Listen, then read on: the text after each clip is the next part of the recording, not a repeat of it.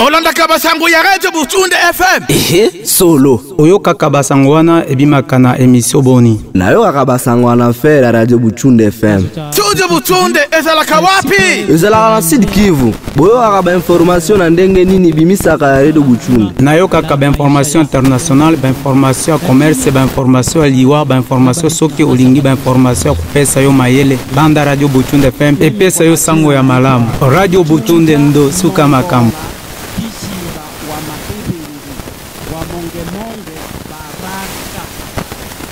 Na tumefanya msikilizaji wangu tayari umepata jina lake hilo tunasema anarudi mimi kulirudi mara tena. Kwa hiyo mzee nafikiri kwamba siku leo tunaongelea kuhusiana na maisha ya Mbembe Mbondo. Labda ungetaka au tungeongelea ndiye mtazamaji Mbembe. Mbembe ni mtu ambaye aliyotoka Egypt huko akaja akafika Kisangani ambayo ina sehemu ambayo inaitwa Uwele. Akatoka Uwele akafika Urega. Huko Urega kuna sehemu ambayo inaitwa Lwindi. Sasa huko Lwindi akaja anateremka kwa sababu yeye alikuwa mvuvi. Yeye mwenyewe alikuwa mwindaji. Kwa hiyo ndo historia kwanza fupi ya Mbembe. Okay, huko Lwindi mpaka saizi sijui kuna mabadiliko, hilo jina bado linaendelea kuitwa Lwindi au wameshabadili jina? Limeshabadilika. Wameshabadilisha jina, ina maana kwamba inakuwa inaitwa Burega. Mtoto wa tatu ni Muma. Ndo watoto wake watatu. Sasa mbona tunasikia kwa kule mwanzo kule hao ndo watoto wake watatu. Kama mambo mengine huku yameshageuka ni kwa sababu watu wameshakuwa wengi. Lakini kwenye historia wanasema kwamba mtoto wa kwanza wa Mbondo ni Muma. Sasa sijui hapo utamueleweshaje mtazamaji wetu? Hiyo ni kwamba gisi ilivyo kuaga siku za nyuma, kama mama yako akiolewa mbele, hata kama ukizaliwa nyuma wewe ndo utakuwa mkubwa. Lakini hao ambao naongelea ndio wenyewe walizaliwa mbele ya Muma, mama yao alichelewa kuzaa.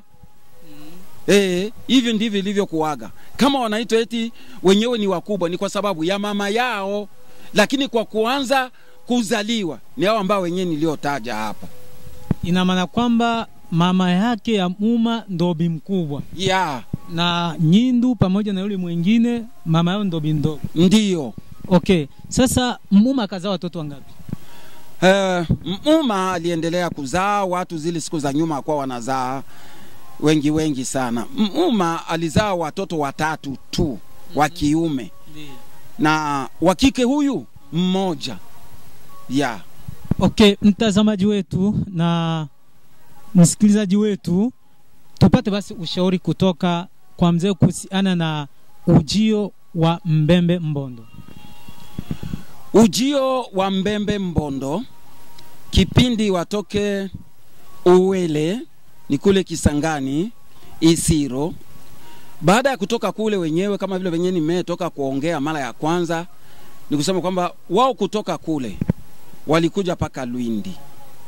Huko Lwindi watu wakasambaratika, wamoja wakaenda upande wa Manyema, wengine Wabembe kama Wabembe wakaja upande huu wa Ubembe, Wafulero wakaenda ngambo za Uvira, wale ambao wanaoitwa Wavira sasa hivi wakaenda upande wa Uvira. Inchi ya Ubembe siku zote na kwage najulikana Ubembe. Hata kipindi wa Arabu waje ile kwa kuwavusha upande wa pili huku wa ziwa Tanganyika.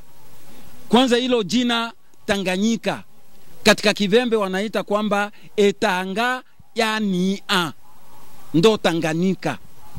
Etanga yani Nikizani hapo nimesha paongea sana. Naona hapo napaweka wazi jinsi walivyotokaga, na kila inchi ilikuwa inaitwa kwa jina la mtu. Hii ni inchi fulani, hii ni inchi fulani.